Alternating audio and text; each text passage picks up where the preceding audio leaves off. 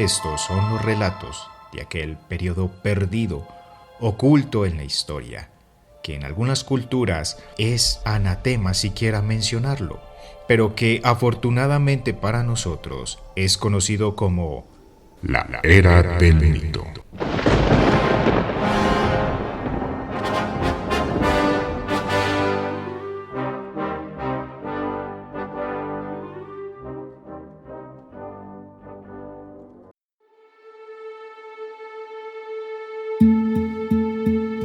Apología del Ocio, del escritor Robert Louis Stevenson.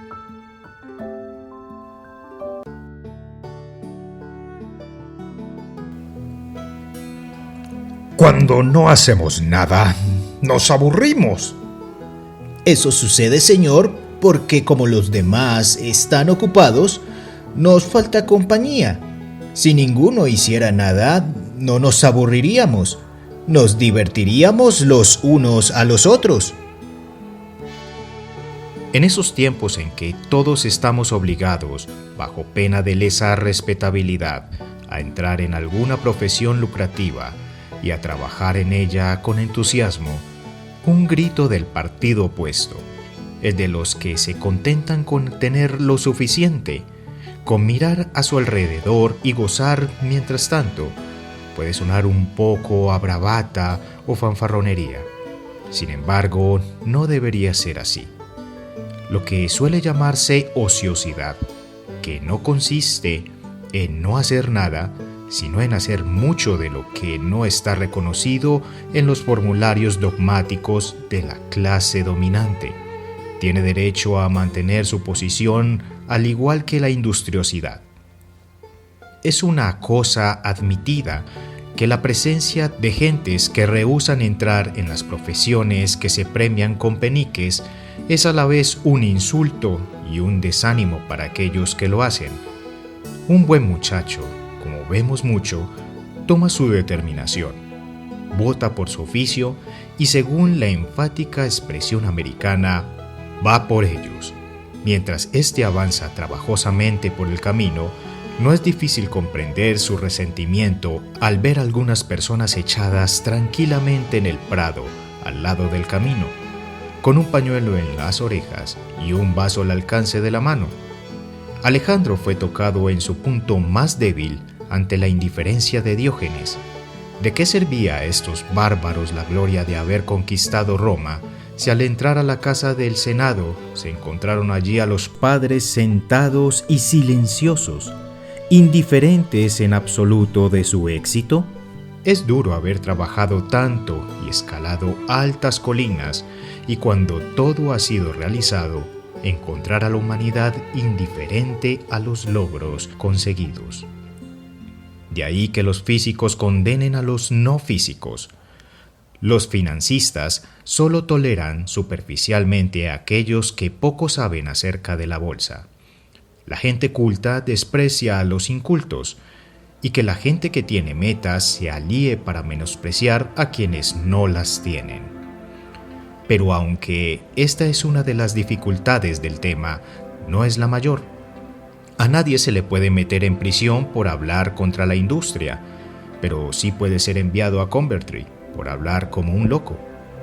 La mayor dificultad en la mayoría de los temas es tratarlos bien. Por tanto, recuerden que, por favor, esto es una apología.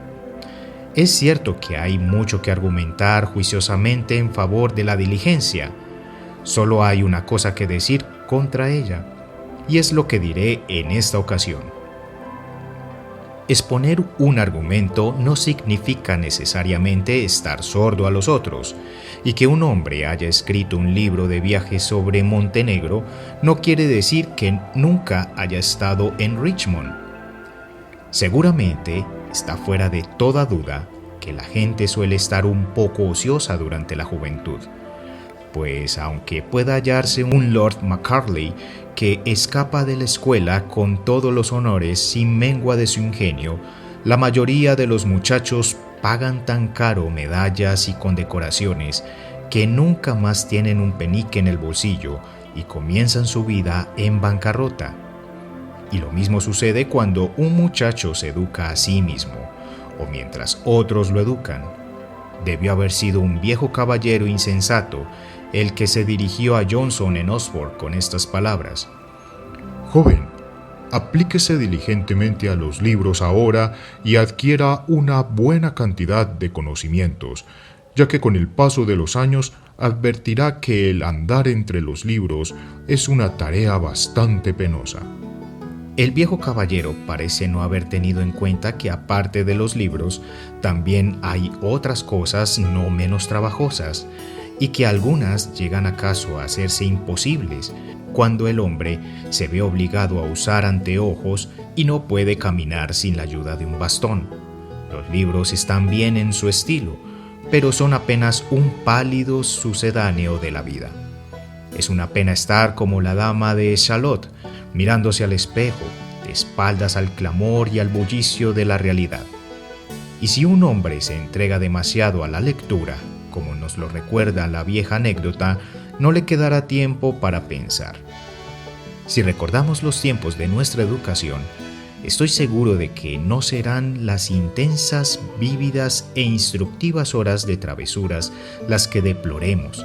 Serán más bien los deslustrados periodos entre el sueño y la vela de las clases. Por mi parte, asistí a una buena cantidad de clases en mi tiempo. Todavía puedo recordar que el girar de una peonza es un caso de estabilidad cinética. Recuerdo también que la enfiteosis no es una enfermedad, ni el estilicidio un crimen.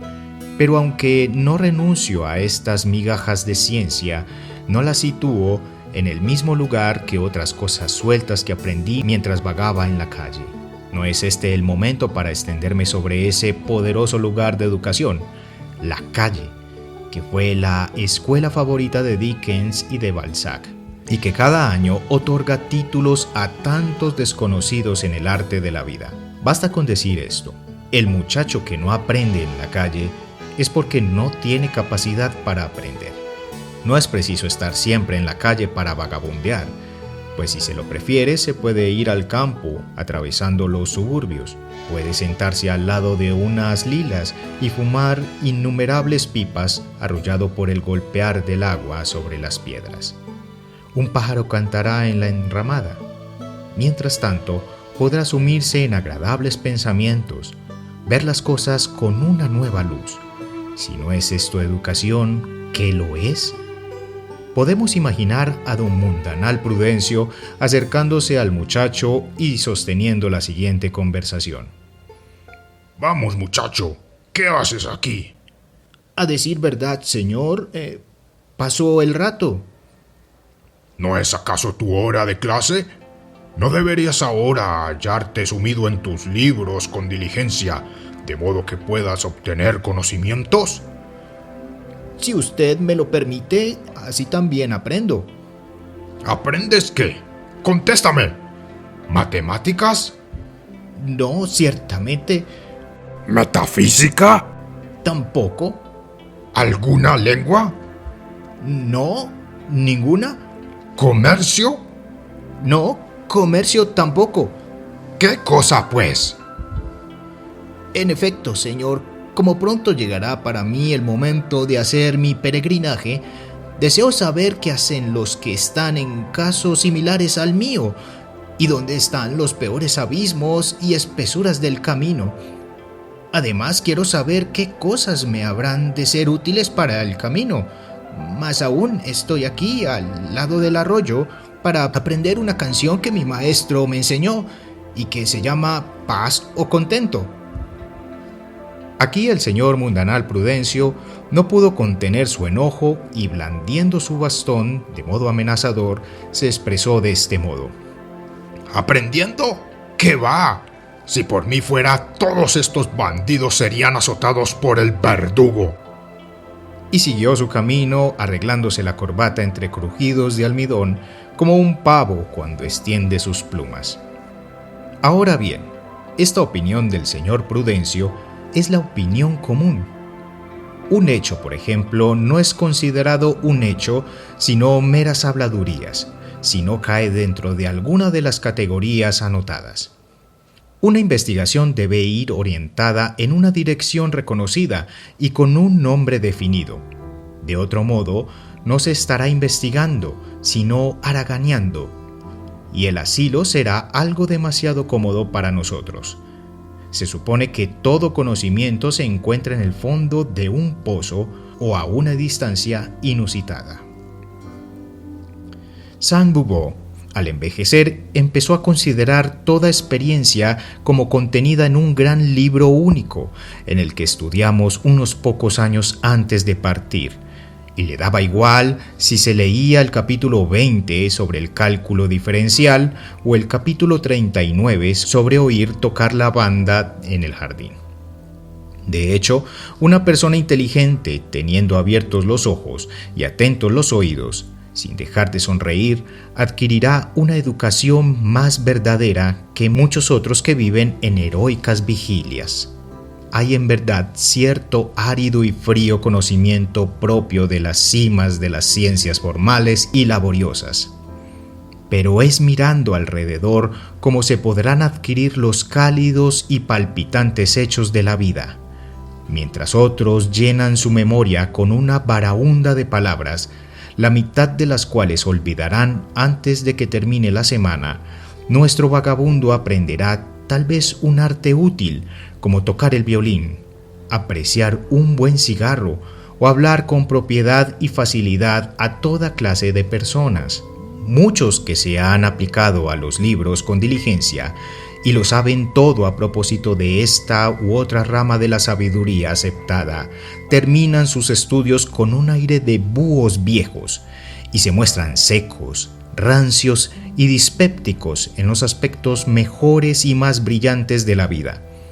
Algunos llegan a amasar grandes fortunas sin que por ello dejen de ser vulgares y patéticamente estúpidos hasta el final de sus días. Mientras tanto, ahí va nuestro ocioso, que empezó su vida a la par con ellos y que nos muestra, si ustedes me lo conceden, una figura más bien distinta. Ha tenido tiempo para cuidar de su salud y de su espíritu. Ha pasado buena parte de su tiempo al aire libre, que es lo más saludable, tanto para el cuerpo como para la mente. Y si nunca ha leído lo más oscuro y recóndito del libro, se ha hundido en él y lo ha hojeado con excelentes resultados. ¿No estaría acaso el estudiante dispuesto a entregar algunas raíces hebreas y el hombre de negocios algunas de sus coronas por compartir algunos conocimientos que el ocioso posee sobre la vida en general y sobre el arte de vivir? El ocioso incluso tiene otras y más importantes cualidades que estas. Me refiero a la sabiduría.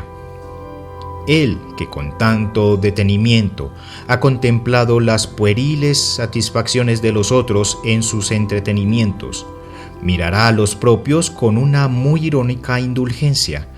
Su voz no se oirá en el coro de los dogmáticos. Tendrá siempre una gran comprensión por todo tipo de gentes y opiniones.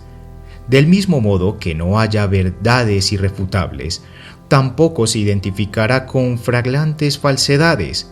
Su camino no lleva siempre por vías laterales, no demasiado frecuentadas, pero muy llanas y placenteras, que a menudo se las llama el Belvedere del sentido común. Desde allí contemplará un paisaje, si no noble, al menos agradable, mientras otros contemplan el este y el oeste, el dominio y la aurora. Él observará contento una suerte de hora matutina que se posa sobre todas las cosas sublunares, con un ejército de sombras que se cruzan rápidamente en todas direcciones, acercándose al luminoso día de la eternidad. Las sombras y las generaciones, los eruditos doctores y las clamorosas guerras se hunden al cabo y para siempre en el silencio y el vacío. Pero por encima de todo esto, un hombre puede ver a través de las ventanas del Belvedere un paisaje verde y pacífico, muchas habitaciones alumbradas, la buena gente que ríe, bebe y hace el amor como se hacía antes del diluvio y la Revolución Francesa, y el viejo pastor que cuenta sus historias bajo el espino. El celo extremado, trátese de la escuela o del colegio, de la iglesia o del mercado, es síntoma de deficiente vitalidad, y una capacidad para el ocio implica un apetito universal y un fuerte sentimiento de identidad personal.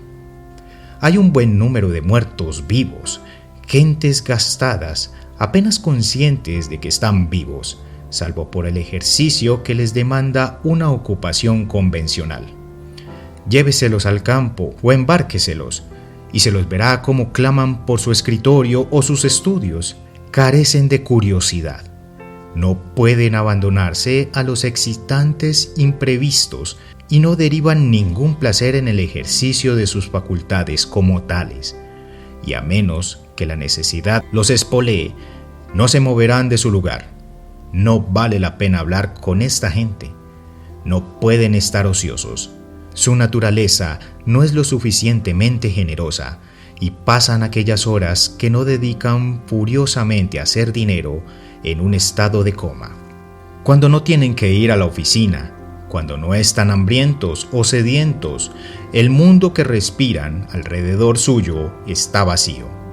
Si deben esperar una hora el tren, caen en un estúpido trance con los ojos abiertos.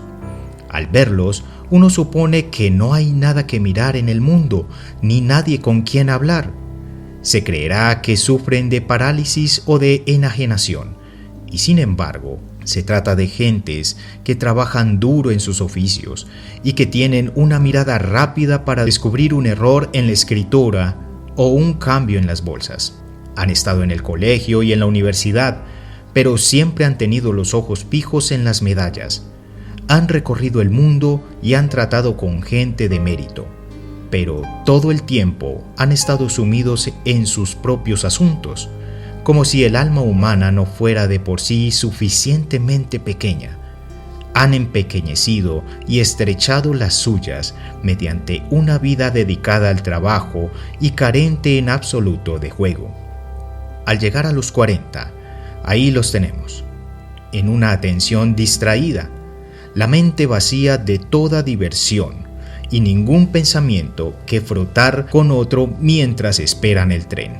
Antes de echarse los pantalones largos, hubieran trepado a los vagones a los 20. Seguramente habrían mirado a las muchachas, pero ahora la pipa se ha consumido. El rape se agotó y mi hombre se halla tieso, sentado en una silla, con ojos lastimosos. Esta forma de éxito no me parece atractiva en lo más mínimo. Pero no es solo la propia persona la que sufre con sus malos hábitos, sino también su mujer y sus hijos, sus amigos y conocidos, e inclusive la gente que se sienta con él en el tren o el carruaje. La perpetua devoción a lo que un hombre llama sus asuntos solo puede sostenerse a costa de la perpetua negligencia hacia muchas otras cosas, y no es de manera alguna cierto que el trabajo de un hombre sea lo más importante. Desde una mirada imparcial, resulta claro que los papeles más sabios, más virtuosos y más benéficos que pueden representarse en el teatro de la vida son representados por actores gratuitos, y que estos aparecen ante el mundo en general como periodos de ocio. Pues en dicho teatro, no solo los caballeros paseantes, las doncellas que cantan, los diligentes violinistas de la orquesta, sino también aquellos que observan y aplauden desde las graderías, cumplen con la misma eficacia su cometido en bien del resultado final. No hay duda de que dependemos en buena medida del consejo de nuestros abogados y agentes de bolsa, del guarda y de los conductores que nos llevan rápidamente de un lugar a otro, del policía que se pasea por las calles para darnos protección. Pero hay un pensamiento de gratitud en nuestro corazón para algunos otros benefactores que nos hacen sonreír cuando nos los topamos o sazonan nuestras comidas con su buena compañía. El coronel Newcomb ayudaba a sus amigos a malbaratar su fortuna. Fred Byam tenía la fea manía de pedir camisas prestadas y sin embargo era preferible estar con ellos que con Mr. Barnes, y aunque Falstaff no fue ni sabio ni sobrio, conozco a más de un Barrabás sin cuya presencia el mundo no habría perdido mucho. Hazlitt comenta que se sintió más obligado para con Northcote, quien por lo demás no le prestó jamás nada que pudiera llamarse un servicio respecto a su círculo de ostentosos amigos, ya que consideraba que un buen compañero es enfáticamente el más grande benefactor. Sé que hay personas que no pueden sentirse agradecidas a menos que el favor que se les haga se haya logrado al costo del dolor y las dificultades. Pero esto no es más que una mezquindad. Un hombre nos envía 6 cuartillas repletas de los chismes más entretenidos o un artículo que nos hace pasar media hora divertida y provechosa. ¿Pensamos que el servicio habría sido mayor si los hubiera escrito con sangre o en pacto con el demonio? ¿Seríamos más considerados con nuestro corresponsal en caso de que hubiera estado maldiciéndonos por nuestra falta de oportunidad? Aquello que hacemos por placer es más benéfico que lo que hacemos por obligación. Pues al igual que la piedad resulta 2 veces bendito, un beso puede hacer felices a 2, pero una broma a 20. Pero donde quiera que se encuentre un sacrificio o el favor se conceda con dolor, la gente generosa lo recibe con confusión. Ningún deber se valora menos entre nosotros que el deber de ser felices. Siendo felices, sembramos anónimamente beneficios para el mundo que permanecen desconocidos aún para nosotros mismos, o que cuando se les revela a nadie sorprenden tanto como a nosotros mismos. El otro día, un muchacho andrajoso y descalzo corría calle abajo detrás de una piedra con tal aire de felicidad que contagiaba a todo el que se encontraba de su buen humor. Una de estas personas, cuyos negros pensamientos habían desaparecido como por arte de magia, detuvo al muchacho y le dio algunas monedas a tiempo que comentaba: ¿Ya ves lo que sucede con solo parecer contento? Si antes había parecido contento, ahora seguramente debía parecer mistificado. Por mi parte, no puedo dejar de justificar el que se anime a los niños a sonreír antes que a llorar. No deseo pagar por ver otras lágrimas que las del teatro. Encontrar un hombre feliz o una mujer feliz es mejor que encontrarnos con un billete de 100 libras. Él o ella son focos que irradian buenos sentimientos, y cuando entran en un salón sucede algo así como si se hubiera encendido una vela de más. No nos importa si pueden o no demostrar la proporción 47, hacen algo más que eso. Demuestran prácticamente el gran teorema de lo vivible que es la vida. Consecuentemente, si una persona solo puede ser feliz pareciendo ociosa, ociosa debe permanecer. Es un precepto revolucionario, pero debido al hambre y a los asilos, uno del que no puede abusarse fácilmente y dentro de límites prácticos. Se trata de una de las más incontrovertibles verdades del corpus moral. Contemplemos uno de esos tipos industriosos por un momento. Siembra afanes y malas digestiones, hace rentar una gran cantidad de actividad y recibe como beneficio una buena suma de desgaste nervioso. Una de dos: o se retira del mundo y de toda compañía como un recluso en su buhardilla, con zapatillas y un pesado tintero, o se mete entre la gente ácida y afanosamente, sintiendo contracciones en su sistema nervioso para descargar su mal humor antes de volver al trabajo. No me interesa qué tanto o qué tan bien trabaja, este sujeto es dañino para las vidas de los otros. Se viviría mejor si él hubiese muerto. Preferirían en la oficina pasarse sin sus servicios antes que tener que tolerar su mal humor. Emponzoña la vida en las fuentes. Es mejor verse empobrecido por un sobrino bribón que soportar día a día a un tío receloso. ¿Y para qué, Dios mío, tantos afanes? ¿Cuál es la causa por la que amargan sus vidas y las de otros? Que un hombre pueda publicar 3 o 30 artículos al año, que pueda o no terminar su gran pintura alegórica, son asuntos de poca importancia para el mundo. Las filas de la vida están llenas, y aunque unos cuantos caigan, habrá siempre otros que vengan a llenar la brecha. Cuando se le dijo a Juana de Arco que debía estar en casa realizando oficios de mujer, ella respondió que había muchas para hilar y lavar, y lo mismo podría afirmarse de cualquiera, aunque tuviera las más raras habilidades. Cuando la naturaleza es tan descuidada de la vida individual, ¿por qué habríamos de imaginar que la nuestra tiene excepcional importancia? Supongamos que Shakespeare hubiera sido golpeado en la cabeza alguna noche oscura en la cota de casa de Sir Thomas Lucy.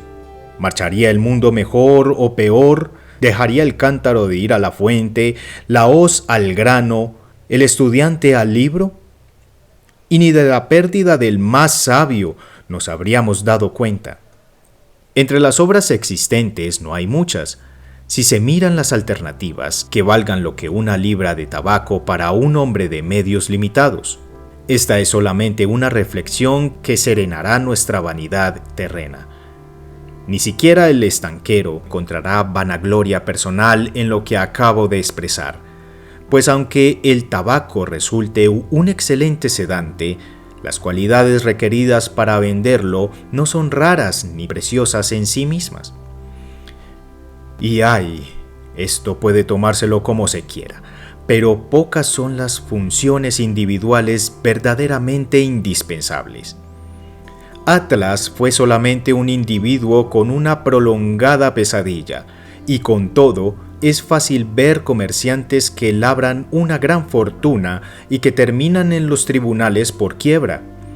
Escribientes que pasan su vida escribiendo pequeños artículos hasta que su temperamento se convierte en una cruz para quienes están a su lado, como si se tratara de faraones que en vez de construir pirámides construyeran alfileres, y muchachos que trabajan hasta el agotamiento para ser transportados luego en una carroza fúnebre adornada de plumas blancas. ¿No suponemos que en el oído de estos alguien habría susurrado la promesa de un destino sobresaliente? ¿Y que la bola en que su destino se jugó era el centro y el ombligo del universo? Y sin embargo, no hay tal. Las metas por las que ellos entregaron su inapreciable juventud en lo que les toca pueden ser quiméricas o perjudiciales. Las glorias y las riquezas que esperan pueden no llegar jamás, o llegar cuando les son indiferentes. Y ellos mismos y el mundo que habitan son tan insignificantes que la mente se hiela con solo pensarlo. Bueno, y con eso damos por terminado el relato de hoy. Espero que les haya gustado bastante. Me lo hacen saber en la caja de comentarios. A mí me parece que esta lectura se puede complementar fácilmente con otras que pueden ir por el mismo derrotero o también en caso contrario. Por ejemplo, Elogio de la dificultad del escritor Estanislao Zuleta, se me ocurre. También había escrito algo por el estilo Bertrand Russell. Si no estoy mal, es Elogio de la ociosidad. Así que si ustedes quieren complementar este relato con otras lecturas, pues lo pueden hacer, o si ya las conocen, nuevamente los invito a que comenten. Y recuerden que estos son los relatos de aquel periodo perdido, oculto en la historia, conocido como la Era del Mito. Hasta pronto.